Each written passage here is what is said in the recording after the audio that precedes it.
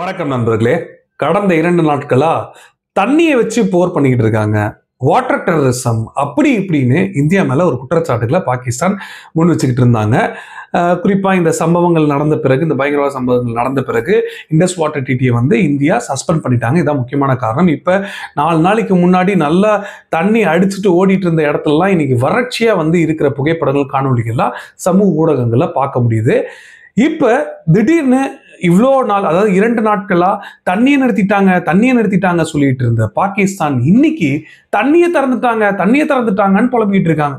என்ன ஆயிருக்குன்னு பாத்தீங்கன்னா, இந்த பாகிஸ்தான் ஆக்குபைட் காஷ்மீர் ஏரியால இருக்கிற இந்த முசஃபாபாத்ல வந்து இப்ப இந்தியா வந்து ஒரு ஜெலம் ரிவரை வந்து திறந்து விட்டுருக்காங்க. ஸோ இதனால எக்ஸஸ் வாட்டரை வந்து திறந்து விட்டுருக்காங்க. எந்த ஒரு முன்னெச்சரிக்கையும் சொல்லல, எதுவுமே சொல்லாம இந்தியா வேணுட்டுமே இந்த சிச்சுவேஷன் பார்த்து திறந்து விட்டுருக்காங்க. இதனால அங்க பாகிஸ்தான் ஆக்குபைட் காஷ்மீர்ல இருக்கிற மக்கள், கிராம மக்களுக்கு மிகப்பெரிய பாதிப்பு. பாகிஸ்தான்ல ஏகப்பட்ட பேருக்கு எதுவுமே சொல்லாம, முன்னெச்சரிக்கையா இல்லாம இருந்தனால நிறைய பேர் அதுல அடிச்சுட்டு போவாங்க. அப்படி இப்படின்ற ஒரு புலம்பல்களை வந்து இன்னைக்கு பாகிஸ்தான் தரப்புல, அதுவும் பாகிஸ்தான் ஊடகங்கள் இது ஒரு பிரேக்கிங் நியூஸாவே போட்டிருக்காங்க. ஒரு சில மணி நேரத்துக்கு முன்னாடி தான் இந்த ஒரு செய்திகள் நம்மளால பார்க்க முடிஞ்சிருக்கு. இந்தியா வந்து இந்த நேரம் பார்த்து தான் திறந்திருக்காங்க, எதை பத்தியும் யோசிக்காம திறந்திருக்காங்க சொல்லப்படுது. கிட்டத்தட்ட வாட்டர் லெவல்லாம் அந்த அளவுக்கு இன்க்ரீஸ் ஆயிருக்கு அப்படின்ற ஒரு குற்றச்சாட்டுகளும் வந்து வச்சுக்கிட்டு இருக்காங்க. அது காணொலிகளும் வந்துகிட்டு தான் இருக்கு.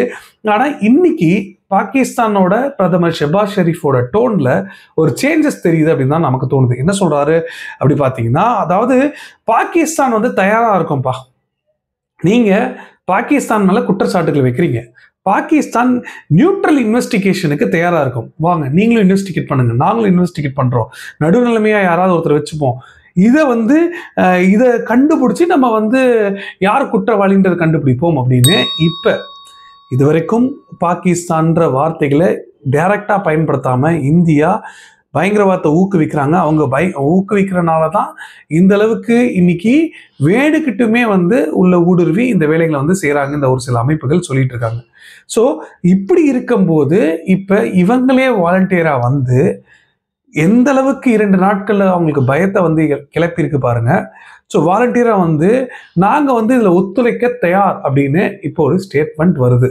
ஸோ இது பயத்தோட வெளிப்பாடை தான் நான் பார்க்குறேன். நீங்கள் எப்படி வேணால் எடுத்துக்கோங்க. ஆனால் கண்டிப்பாக இன்னைக்கு வந்து பாகிஸ்தான் மிகப்பெரிய ஒரு அச்சத்தில் இருக்காங்க. ஆனால் இதே நேரத்தில் வேகமாக இந்தியாவும் ஏதாவது ஒரு பதிலடி கொடுக்கணும்னு ஏனோ அதோன்னு கொடுக்கக்கூடாது.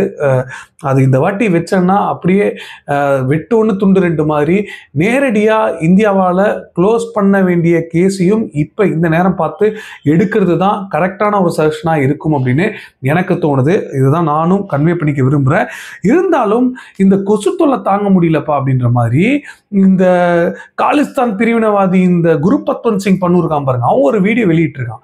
என்ன வீடியோ வெளியிட்டிருக்கான்னா, அதுவும் யாருக்காக வெளியிட்டிருக்கான்னா, இந்தியாவுக்கும் பாகிஸ்தானுக்கும் போர் நடக்கிறதுக்கான வாய்ப்புகள் இருக்கு, என் அருமை சீக்கிய சொந்தங்களே, இந்தியன் ஆர்மியில இருக்கிற சொந்தங்களே, தயவு செய்து பாகிஸ்தானுக்கு எதிராக சண்டை போடாதீங்க, பாகிஸ்தானியர்கள் நம்மளோட நண்பர்கள், அவங்க தான் நம்ம இந்த தனியா உருவாக போற இந்த காலிஸ்தானுக்கு ஒரு மிகப்பெரிய உதவிகள் பண்ண போறாங்க, தயவு செய்து பாகிஸ்தானை மட்டும் எதுவும் பண்ணாதீங்க, பாகிஸ்தானுக்கு எதிராக எந்த செயலும் பண்ணாதீங்கன்னு இந்தியன் ஆர்மியில் இருக்க சீக்கியர்களுக்கு இவன் டிமாண்ட் வைக்கிறானாமா. ஸோ இப்படி ஒரு வீடியோவை வெளியிட்டிருக்கான் ஒரு சில மணி நேரத்துக்கு முன்னாடி. எப்படி எங்க அடிச்சா எங்க வலிக்குன்ற மாதிரி இதுவும் ஐஎஸ்ஐயோட கேம் பிளானா தான் இருக்கும் தோணுது. சைக்காலஜிக்கலா இந்த சீக்கியர்களை வச்சு ஊசி பேத்தி விடுவோம், ஸோ போடுங்க காலிஸ்தான் லீடர்ஸ் வச்சு போடுங்கன்னு இப்போ வந்து இந்த அளவுக்கு வந்து தூண்டி விடுறதுக்கான, மறைமுகமாக தூண்டி விடுறதுக்கான, ஒரு இனவெறியை தூண்டி விடுறதுக்கான வேலைகளை வந்து இந்த அளவுக்கு கனக்கச்சிதமாக ஐஎஸ்ஐ தொடங்கியிருக்காங்க. ஸோ இருக்கட்டும், நிறைய காணொலிகள் வந்து இந்த எக்ஸ் வலைத்தளங்கள்லாம் பார்க்க முடியுது. என்னமோ நாங்கள் வந்து எல்லை பகுதியில் 40-50 டேங்க்ஸை வந்து எடுத்துக்கிட்டு போயிட்டுருக்கோம், இந்த வீடியோ பார்த்தியா, அப்படி பார்த்தியா, எப்படி பார்த்தியா, இந்தியா ஒன்றுமே இல்லைன்ற ஒரு சில காணொலிகள் அப்படியே ஏதோ ஷேர் பண்ணிக்கிட்டு இருக்காங்க. வேற உலகத்தில் தான் வாழ்ந்துக்கிட்டு இருக்காங்க பாகிஸ்தான் நெட்டிசன்ஸு. பட் இருந்துட்டு போட்டும், அதுக்கு நம்ம பதிலளிக்க தேவையில்லை எதுவுமே. ஆனால் இப்போதைக்கு இந்தியாவோட நடவடிக்கை அப்படின்றது பொறுத்து நிதானமாக தான் எடுக்கணும் அப்படின்னு தான் எனக்கு தோணுது.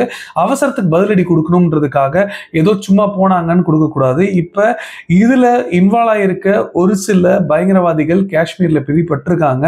ஸோ அவங்கள வந்து நியூட்ரலைஸ் பண்ணியிருக்காங்க. அவங்க சொந்தமான லக்ஷர்-இ தொய்பாவோட முக்கியமான பயங்கரவாதிக்கு சொந்தமான வீட்டை வந்து குண்டு வச்சு கிடைச்சிருக்காங்கன்னு சொல்லப்படுது. ஸோ இந்த அளவுக்கு முக்கியமான ஒரு சில விஷயங்கள் வந்து இந்திய ராணுவம் பண்ணிக்கிட்டு தான் இருக்காங்க. ஸோ கோர்வையா பண்ணா மட்டும்தான் அது வந்து அதோட பதிலடி வந்து டீப்பா இருக்கும். ஸோ மேலோட்டமா பண்ணக்கூடாது அப்படின்றதான் என்னோட கருத்து. ஸோ இது நம்ம முக்கியமா மெயினா பார்க்கணும்னு நினைச்ச ஒரு விஷயம்.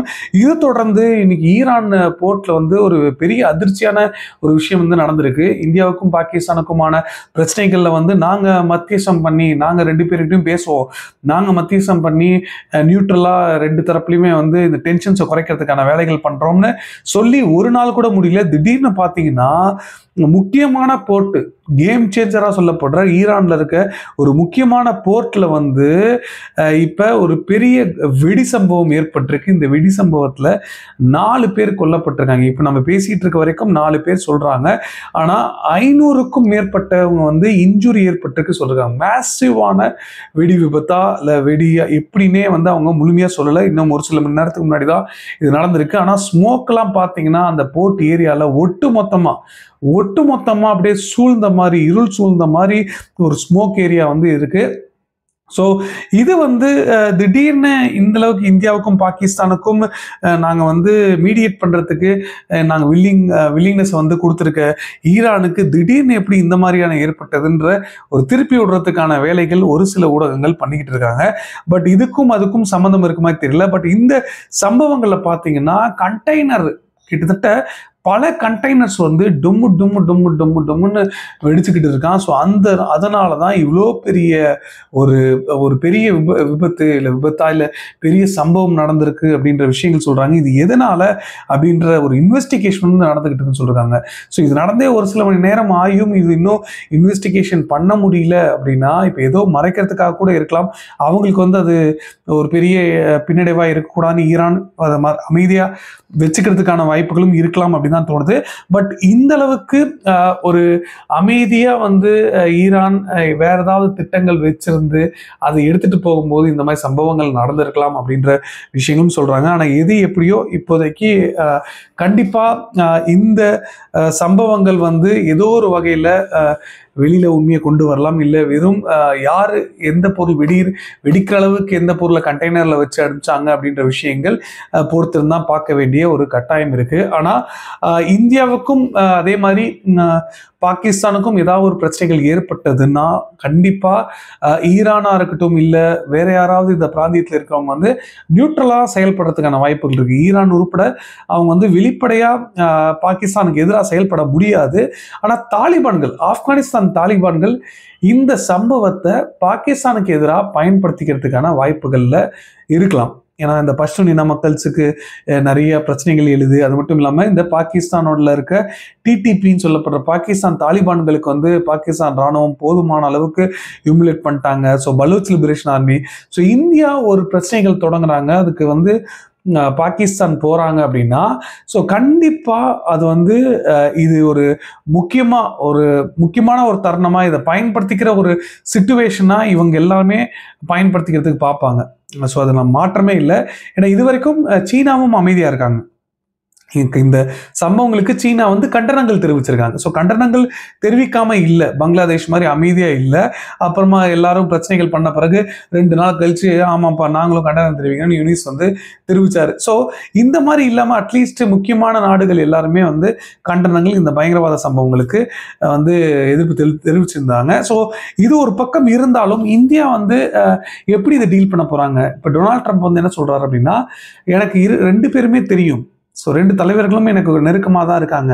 ஸோ அதனால் இந்த பிரச்சனைகள் 1000 ஆண்டு காலமாக நடந்துட்டு இருக்கு. இன்னும் 1000 ஆண்டு காலம் நடக்கும் பொழுது யூஎன்ல சுமூக தீர்வு கொண்டு வரணும் அப்படின்னு இப்போ டொனால்ட் ட்ரம்ப் சொல்கிறாரு. அவர் சொல்கிறதுனால இந்தியாவோட ஸ்டாண்ட் பக்கம் இல்லைன்னு நம்ம எடுத்துகிட்டு போக முடியாது. அவரோட நிலைப்பாடும் நமக்கு தேவையில்லை, அது வேற மேட்ரு. ஆனால் யூஎன்ல இருக்கிற ஒரு பிரச்சனைகள் கொண்டு வரதுக்கான முக்கியமான காரணம்னா வரலாறு பிழை. அதை நம்ம திருப்பியும் நம்ம அதை பேசி யூஸ் இல்லை. ஸோ இதெல்லாம் ஒரு பக்கம் இருக்கும்போது இந்தியாவுக்கு கண்டிப்பா ரஷ்யா துணை நிற்பாங்க அப்படின்னு நம்ம யோசிக்கலாம். ஆனா ரஷ்யாவோட நிலைமை நம்ம எல்லாருக்குமே தெரியும். ஸோ இந்தியா ஏதாவது ஒரு சம்பவங்கள் ஏற்பட்டதுன்னா இந்தியா தனியா செயல்படுறதுக்கான, தனியா வேலைகளை முடிக்கிறதுக்கான எல்லா விதமான சம்பவங்களும் திறமையும் இருக்கு. ஸோ இதை இப்போ இருக்கிற சிச்சுவேஷன் இந்தியாவுக்கு ரொம்ப முக்கியமான தருணமாகவும் இருக்கு. முக்கியமான ஒரு சூழ்நிலையா, பாசிட்டிவ் சூழ்நிலையா அமைச்சு கொடுத்துருக்கு.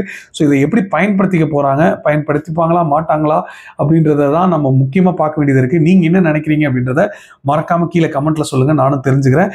இதோட நம்ம இந்த லைவை நிறைவு செஞ்சுப்போம். கடைசி வரைக்கும் பார்த்தமைக்கு ரொம்ப நன்றி. ஜெய்ஹிந்த். பாய்.